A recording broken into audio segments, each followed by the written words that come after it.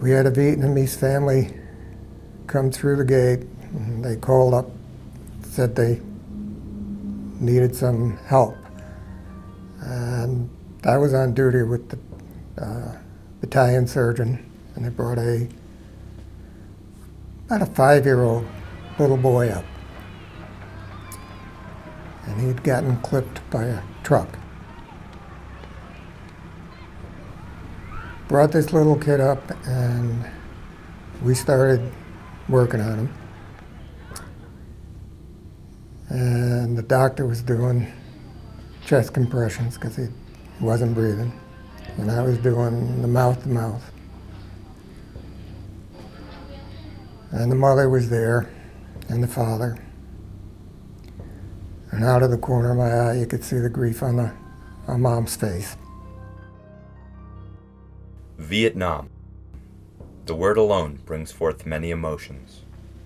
Starting in 1954, the Vietnam War would be unlike any other conflict in American history.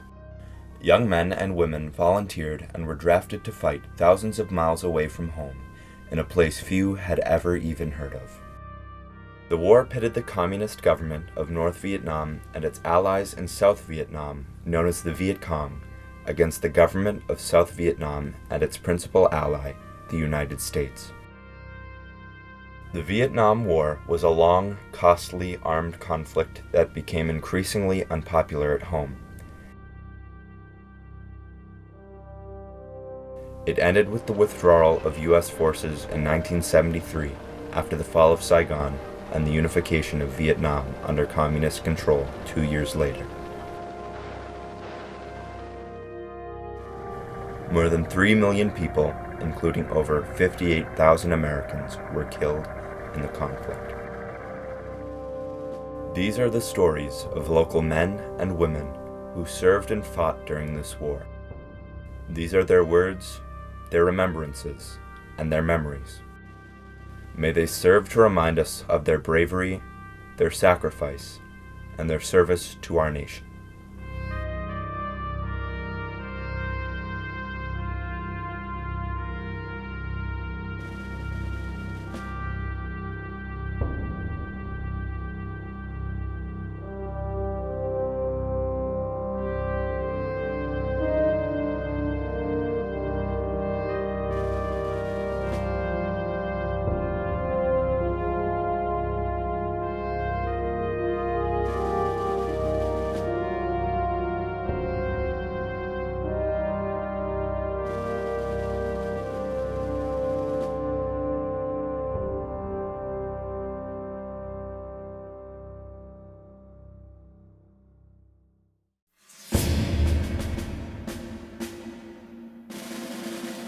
During the Vietnam War, about 2/3 of American troops were volunteered. The rest were selected for military service through the drafts. If your number was drawn, you reported to duty. Between 1964 and 1973, the draft raised 2,215,000 men for military service. I thought when I was in college, that, and I was exempt while I was in college, that the wall might be drawing down and so forth. But instead, I ended up being drafted almost immediately out of school. And so I just accepted it, and that's the way it was. And, everybody else that was getting drafted, they were, going to Vietnam. And so I went along with them. I can remember very well because it was a Saturday. It was, I believe, in the beginning of July of 1965. And the reason I remember it so vividly is that I had just gone out to a new Ford dealership in Wilmington, Massachusetts, and put a down payment on a brand new 65 Mustang Fastback. The Marine Corps was something that I always wanted to do, and college was never an option, so right from high school into the Marine Corps, I actually wanted to go. I just wanted to be a part of it. I thought it was the right thing to do at the time. Almost positive it was a $250 deposit, and the total cost of the car, if I remember right, was $2,500. So I put the deposit down, drove home, and waiting there was the mailman. He says, Al, he says, there's something here from the Selective Service. And I says, oh boy. Basically, I was glad to be graduated from college. So at the end of graduation, I knew I didn't want to continue my schooling. I didn't know really what I wanted to do. And I belonged to a fraternity, the Alpha Tau Omega. So I opened it up, and sure enough, it was the draft notice. So first thing I did is, after saying, oh, you know what, was called up Wilmington Ford.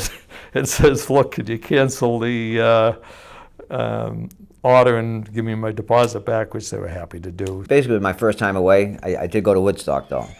I went to Woodstock in August, and the next month, well, November, I was in the Marine Corps, having my head shaved and saying, wow, you know, what the hell just happened? I graduated high school at 16. I did not have a silver spoon, so I couldn't go to college. The only availability for me was, and the only recruiting station they had was the Army. So I joined when I was 17. I went to basic training at 17. One of my heroes in that fraternity was a fellow named Gene Rainville. Now, Gene had gone through the OCC program while he was in college. And when I saw him up on the stage in dress whites, you know, getting his bars pinned on, I said, wow, that's something I could do, you know. So he recruited us, basically. He talked to me and a couple other guys, and three of us wound up going down to the local VA place and taking our physicals, and two of us actually did serve.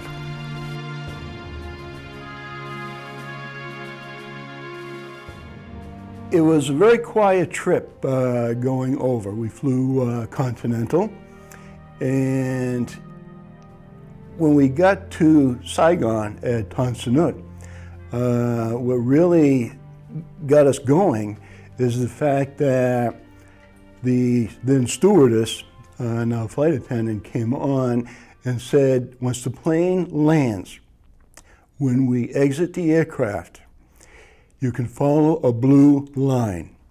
If, however, we come under enemy rocket attack, you will quickly follow the red line. And the red line led to an underground bunker. And that was my very first experience and day in Southeast Asia. But in October of '62, they canceled all leaves and liberties. Yes, we were the Air Mount Out Battalion for that month. They loaded us all on 707s in the middle of the night. Didn't know where we were going. Nobody told us anything. And when we got airborne, and we were heading east, battalion commander said, we're going to Guantanamo, Cuba. Great. Never been there. What the hell is it? You know, we knew it was a naval base at the time, that's all. I was fortunate, I guess. I never went to Vietnam, but you don't join the Marine Corps not to go to Vietnam. In 1965, I went to work for the Department of Defense Dependent Schools. We call it DODS, and became a lifetime of service. I actually spent 39 years with them. So I marched off to Germany that fall of '66, and of course I was assigned to Rhein-Main Air Base and taught 6th grade. It was just frustrating, and once I had I finally had the meeting with the CO, and he told me, you know, you're staying here, you're too smart. You know, I said, well, how about if I dumb down? And he told me not to be a wise ass and get out of his office. But it was just frustrating because you don't join the Marine Corps to bang on a typewriter. Well, I left from Fort Dix, New Jersey, McGuire Air Force Base. I flew to Alaska and then to Guam, and then I arrived at Ben Hoa in Vietnam. That day was, it was a little emotional because I had very recently gotten married. I was nervous, but young enough not to be exceptionally nervous, sort of, well, this is kind of a new adventure. Of course, we would hear stories coming out of Vietnam. And I had met a pilot when I was at Goose Bay, and he was being assigned to Thailand. And so I applied for and got a reassignment to the Philippines. Then I was assigned to the 101st Airborne. We were issued our rifles. We had to adjust to the heat. I arrived in the middle of the night, and when I got off that plane, the stench of jet fuel, and it was 100+ degrees in the middle of the night, and I'm going, oh, am I ever going to survive a year of this? It was different. We flew in and normal processing, and then we got in the back of a truck and away we went. It was very hectic, very fast. And like I said, I was only 18 years old. So I had the whole world open up to me. I didn't know what was going on. I had no idea. I knew that I could die and the possibility of it, but you put that in the back of your mind, just go forward. That's all you can do.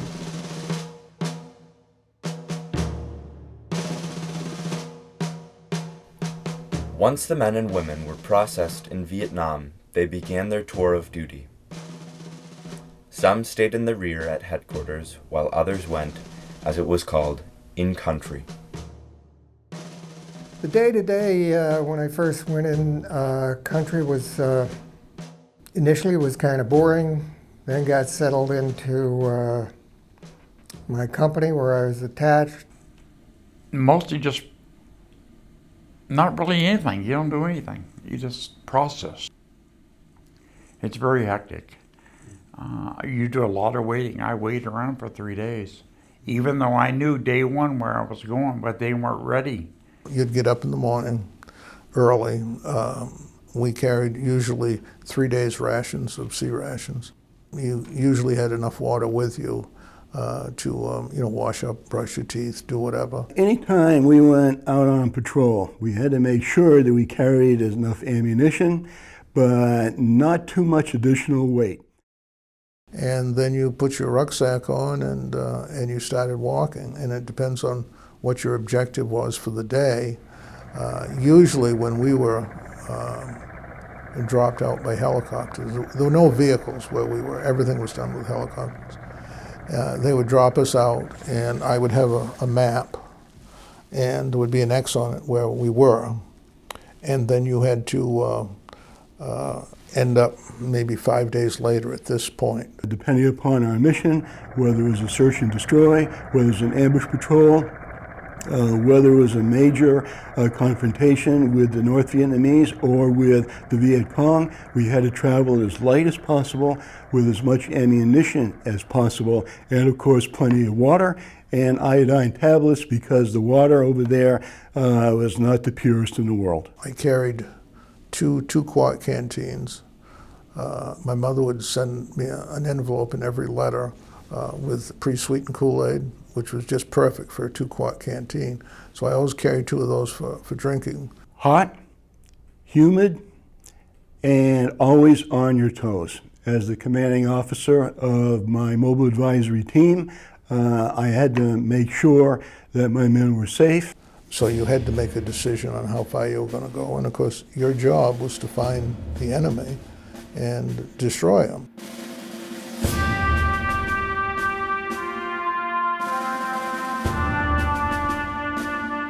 Throughout the 1960s, the war in Vietnam continued to escalate. Over 2 million men and women would serve between 1960 and 1973. Over 58,000 would lay down their lives, and over 300,000 would be wounded in the battles that raged throughout the war-torn nation.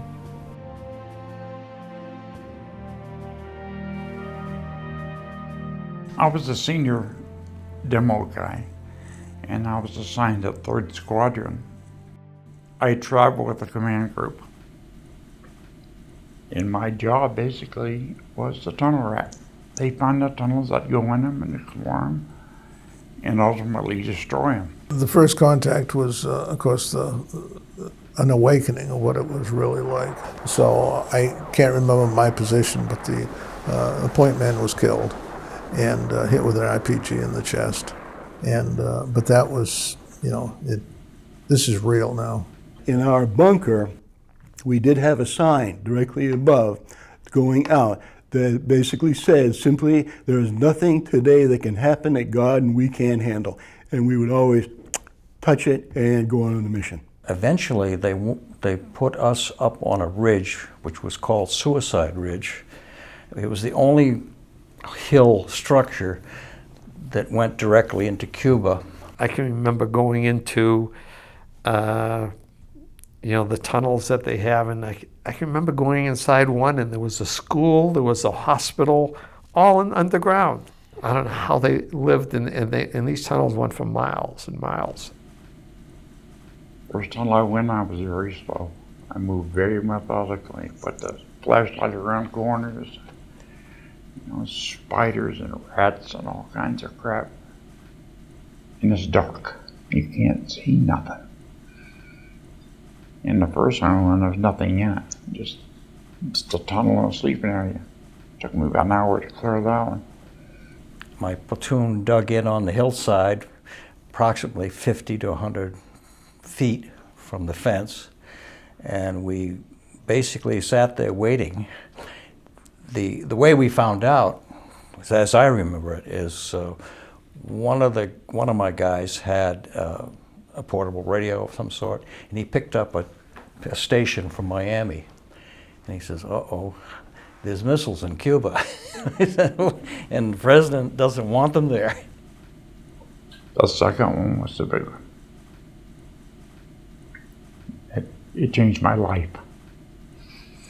Again, I was 18 years old. It was in Like A. And the 20th Division found a tunnel complex, and it was huge. I went out on, I think, 11 major battalion-sized operations, a couple of patrols, a couple of what they call medcaps, medical assistance programs you go out to the villages, and basically what you did was clean a lot of infections up and pull a lot of teeth and distribute stuff and do the sort of propaganda thing, and that was sort of the routine every day until, except when we were actually in the field on operations. And there was a hospital complex underground, complete operating rooms and everything, completely underground. And the B-52s would bomb it, but it was so deep they couldn't penetrate it.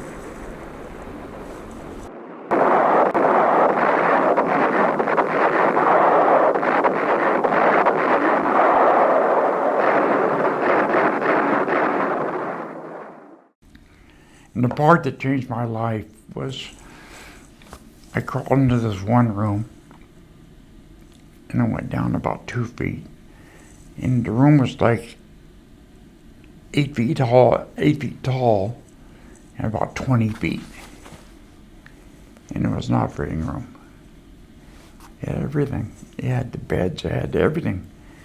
And in the corner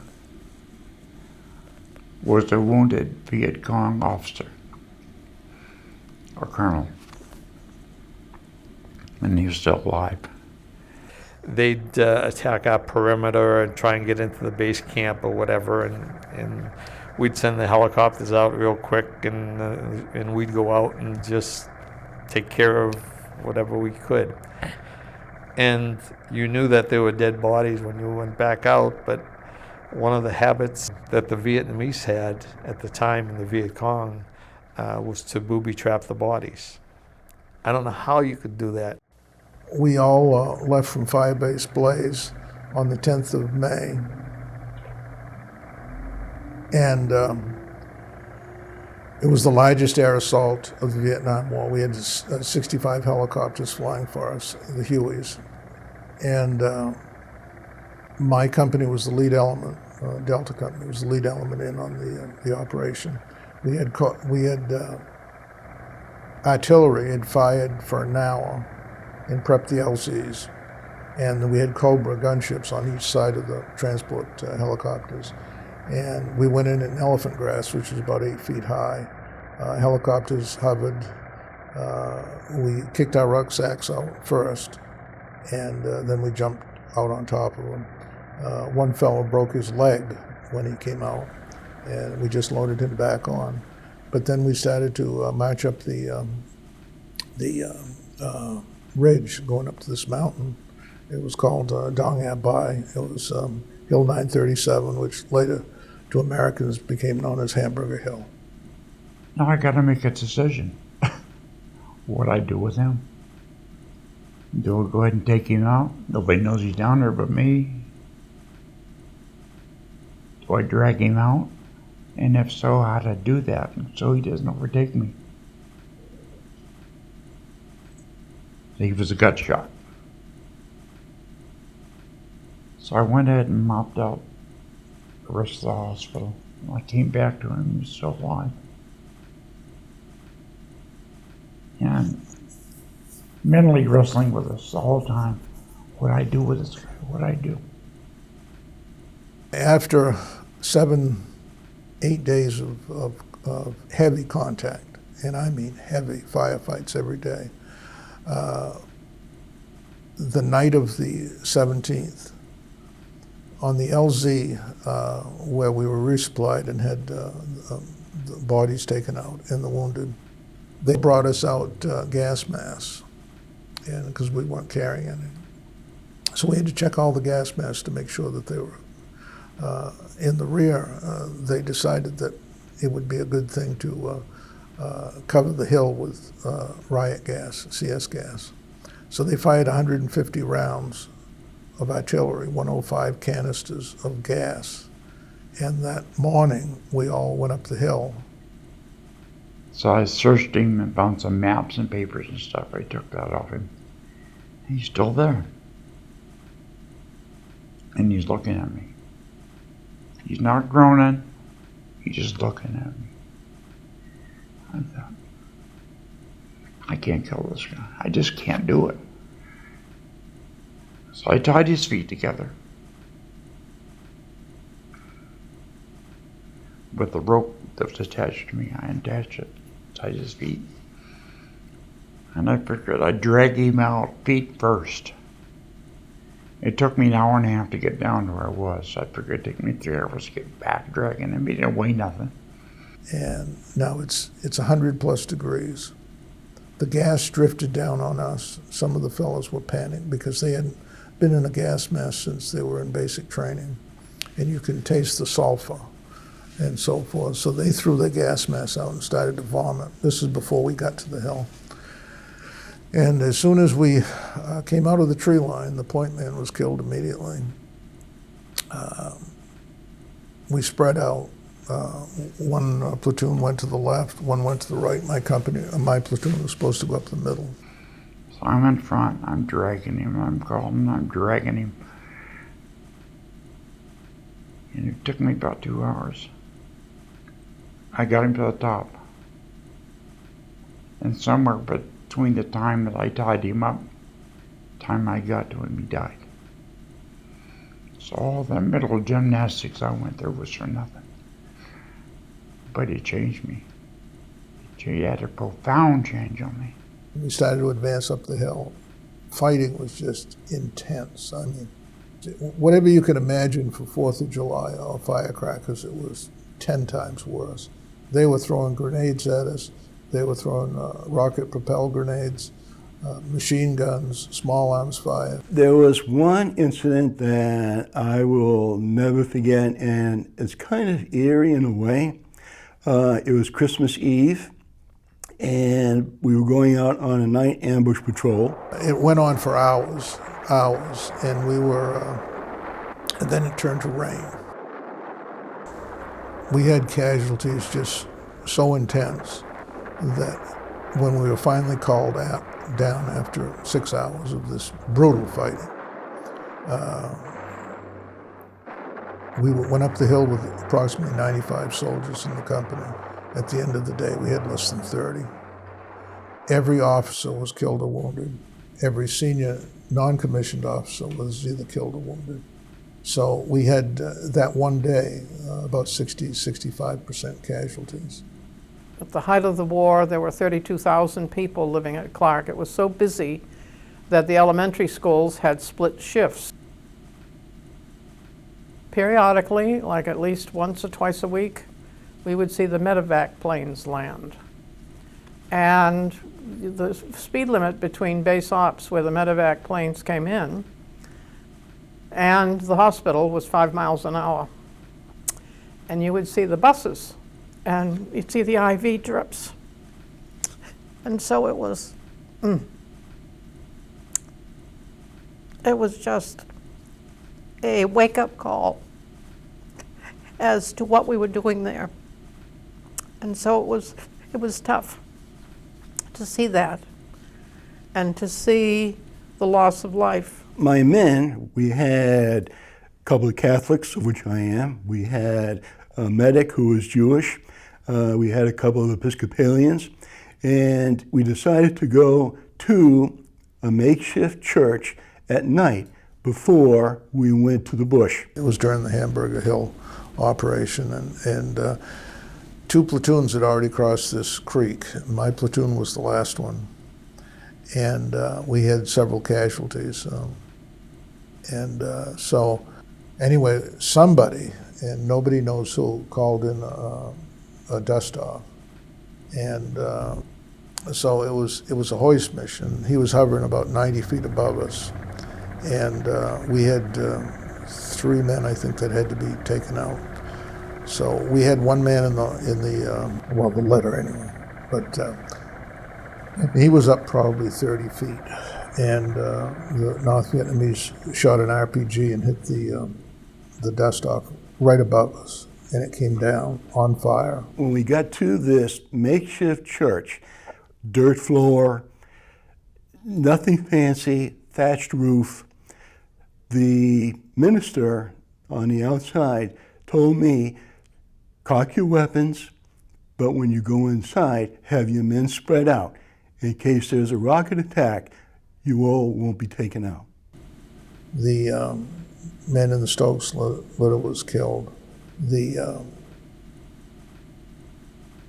pilot I helped pull out, but the co-pilot was burned alive.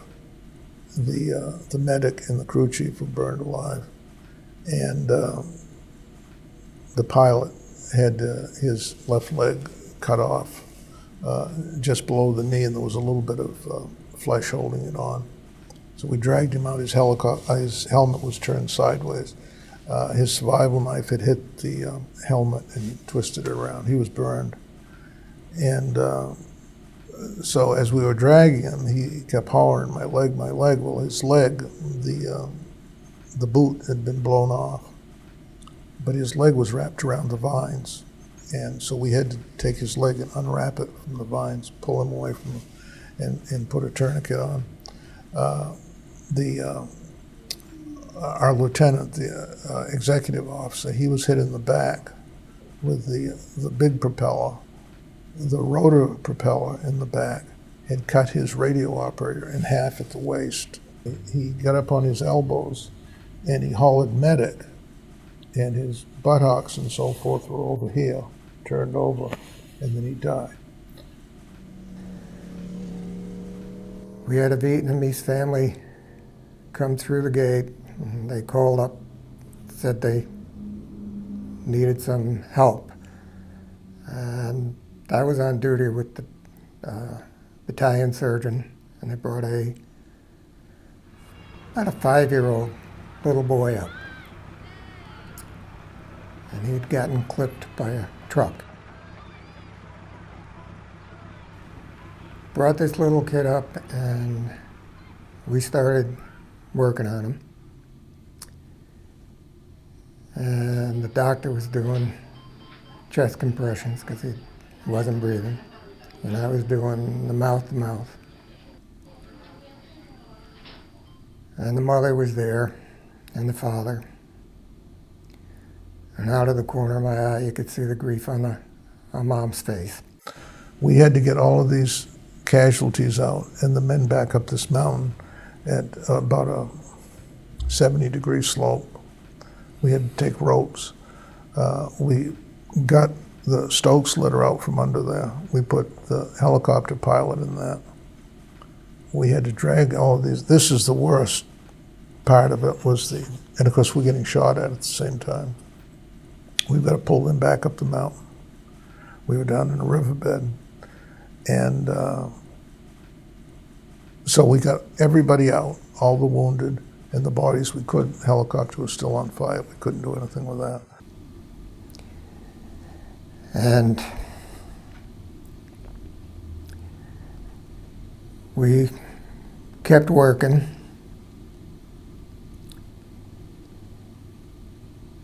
And I felt the life go out of this little kid. We had this big black RTO, the executive officer's RTO. As we're taking him up we had him wrapped in a poncho, he fell apart. So we had to take him out in 2 pieces.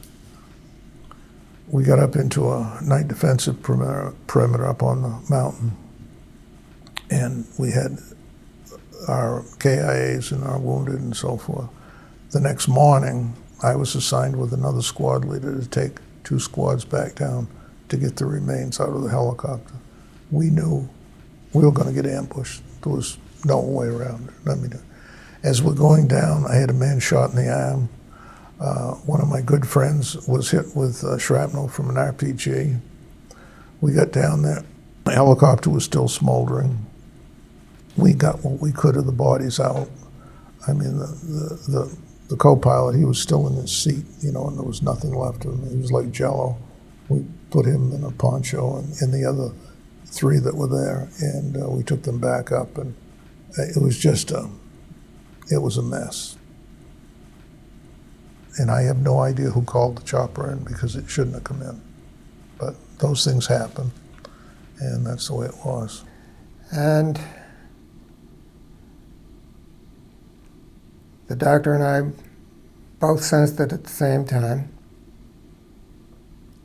And we kept on for another few minutes, because we didn't want to get up and look. And then, well, he was the officer, so he said, all right, we're calling it. And we called it. And that one is probably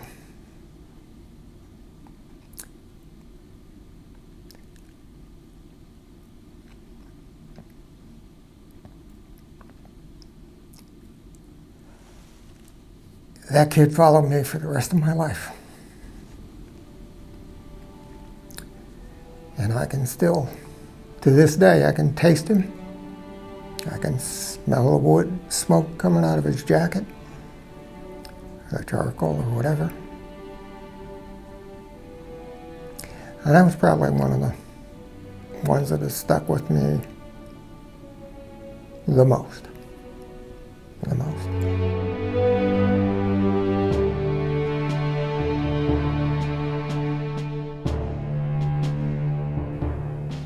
The most common tour of duty for active military during the Vietnam War was 1 year from boots on the ground to wheels up and home. Due to the divisions over American involvement in the war, coming back to the United States was not always easy. I was in Vietnam for 355 days, and I was scared 355 days. No matter how much training you go through, that is a scary, scary situation. And I'm not ashamed to say I was scared. We ended up in a minefield just before I was ready to leave country. And I should have been taken out, but they didn't have my replacement. This was in September.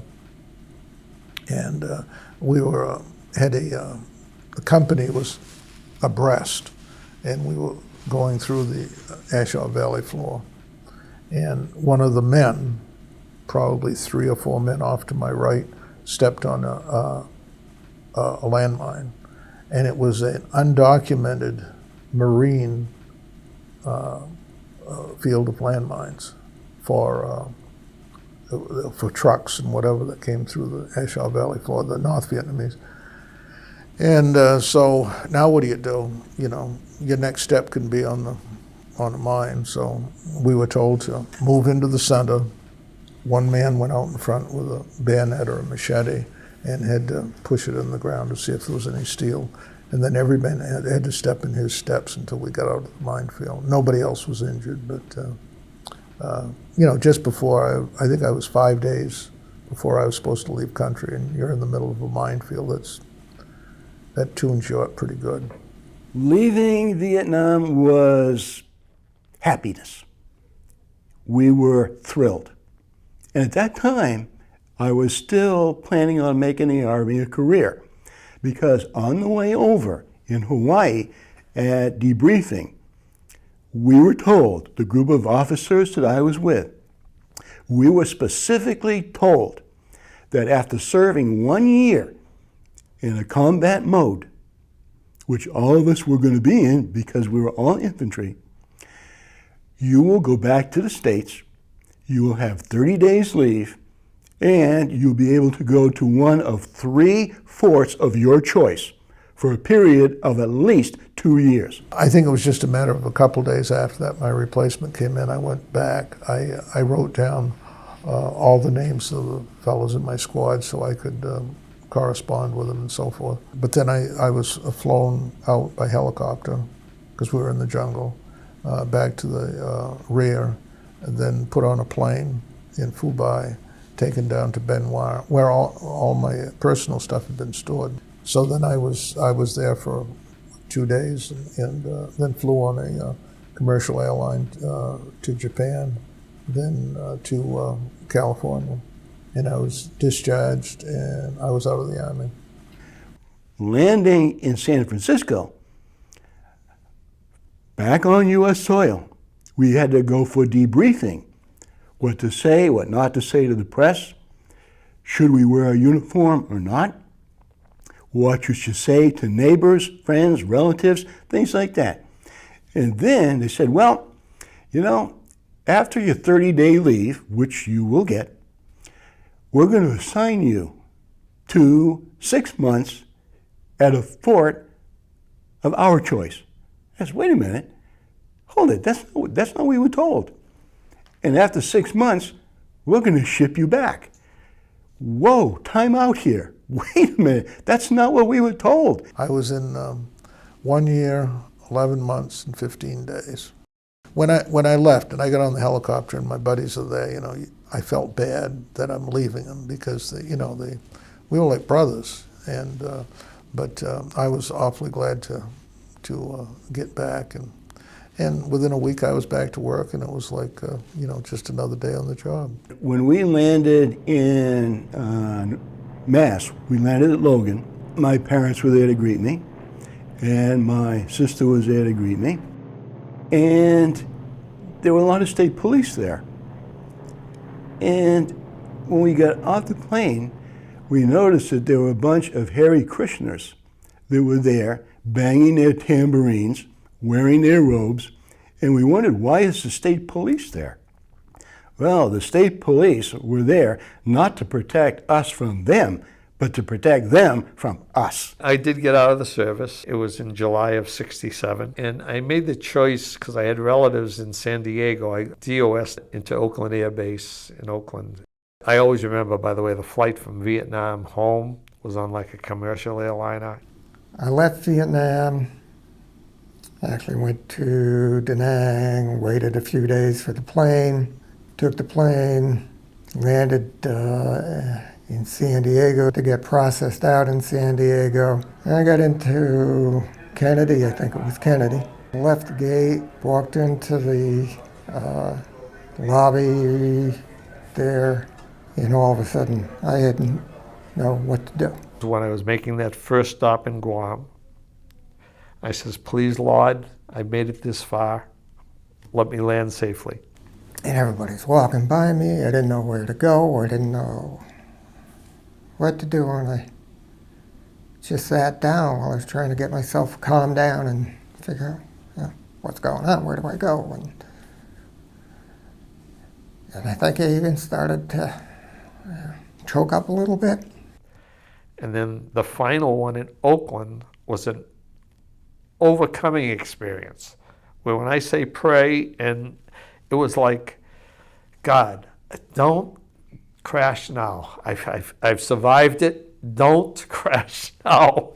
And I still think of that. And then I hear this voice behind me. It says, Doc, where you going? And I look, this guy's standing there. He says, yeah, I'm a Marine. Used to be a Marine. I run a car service now. Huh. So I told him I got to get to New Haven, Connecticut. He says, come on, we're going. He drove me all the way to New Haven. Dropped me off, wouldn't take a penny. Headed back to New York. You know, I got off the airplane in Oakland. When I came back, a hippie spit on me, called me a baby killer. I dropped my bag, jumped the fence, and knocked him out. I got arrested. I had to go night court. They asked me what happened. I told him what happened. And he said, son, just go home. I said, that's all I want to do is go home. Just leave me alone. When I was still in, the Vietnam vets were coming back, and I'd always, chat them up and find out, because I found it very interesting. A lot of the vets, they all often wondered why, but they turned against the war. Some of them, not all of them. But so I'd question, why, and they were saying, you don't get the support, the country's against it. So I respected their opinion, because they were in the shit. So I had 45 days vacation, 10 days travel to go to Fort Devens, 10th Special Forces Group. I was in Atlanta, California. I bought a '57 Chevy, and I drove cross country on the Route 66 all by myself. I didn't want to be around nobody. I drove all the way, Route 66. And I checked into Fort Devens on the 55th day. It was wonderful.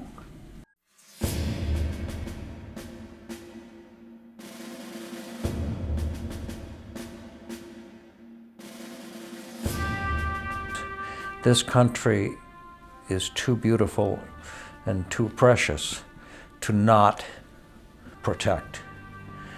And if your inclination is to protect by going into the service, you should. If it's to some other aspect of protecting this country, I don't care what it is that you do, you volunteer for, to protect this country, it's extremely important. The other thing I would say is that don't always believe your government. Be very, very careful. Send people there who will do what is right for this country when you vote, and do vote. So I was a terrific loner for a long, long time. Really, and you'll find that most veterans, at least the Vietnam era veterans, are that way. They don't get in groups, not good in crowds. It took me the longest time to get over that. Go to a restaurant, sit with our back to the wall, we can see the door. Things you do unconsciously, but you do. I think that we have to be very careful about getting into any kind of entangling conflict. We are fools to get embroiled in these type of conflicts where we're doing the fighting, that if any fighting needs to happen, needs to be done by those people. I think we need to do a better job of acknowledging their sacrifice. And so there was never a chance to honor the sacrifice of the Vietnam veterans. And I think they've kind of resented the fact that they weren't welcomed home as conquering heroes. It was important for me, and I think it's important for any veteran, that if you were in the place where you came to hate, just as a survival thing, learn how to let go of that hate. One thing I would say is I would never tell anybody to shy away from the military. You will encounter levels of honor that you will never encounter anyplace else. Even in war. Even war, you're going to see, you'll see the absolute best in people. I look at it as a great experience, as I said. Not something that I would volunteer to do again, I'll tell you that.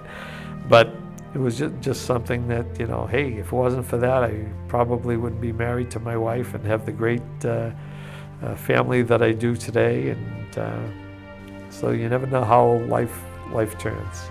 So, you know, I've had my share of trials and tribulations, but I always had a positive attitude that things will work out, and thanks to the good Lord they have. It was not a popular thing. It really wasn't.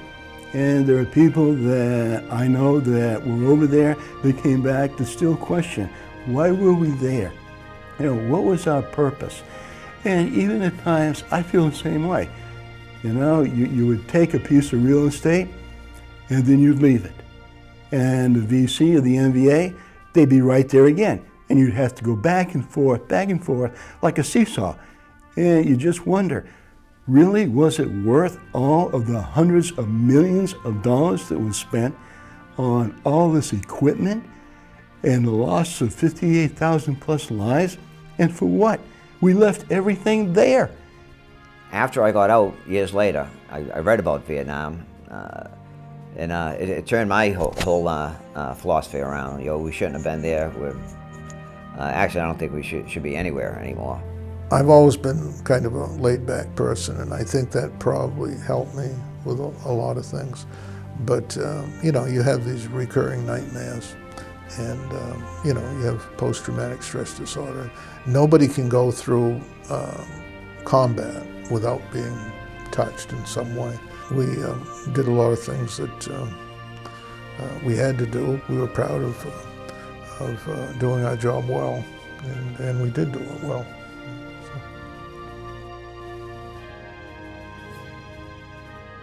Tom McGall, May 22nd, 1969. Dear Ma and Daddy, well, I hope everything is fine with you at home. Well, I am on Eagle Beach right now. The whole battalion is on 3-day rest and recuperation. We went into Oshawa Valley for 30 days. I imagine that by now you've heard of Hill 937, Hamburger Hill. We assaulted the hill on the 18th of May. We went up the hill with 87 men and came back with 42. Wholesale slaughter. That is the only way I can explain it. I've never seen anything like it, and I never want to either. Can't imagine what it was like. I'm the only NCO left in the platoon, and I'm now platoon leader. I have a badly infected right arm, but I can't go to the hospital until we get somebody to take care of the platoon. We lost our CO, ICG, 2 PH sergeants, and all platoon leaders. 12 KIAs in one day. Ted Kennedy is investigating it. He wants to know why, with our sophisticated weapons, men have to assault the hill like the Marines did in World War II on the beachheads. I'll tell you one thing, I don't know why I'm alive. I was dragging back a wounded medic and was shot through my ammo magazine, and the slug stopped in my canteen. Pieces of the canteen went into my left hand. I got another Purple Hat and a recommendation for the Silver Star. I guess someone up there likes me. I'll never miss church again when I get home. My battalion was congratulated by the Secretary of the Army. Don't be surprised if I'm a little older when I get home. I'll try to write more often now. I think we are just going to be securing 5 bases for a month or so. That will take me to R&R, thank God. Well, I'll write again in a couple days. Love always, Tom.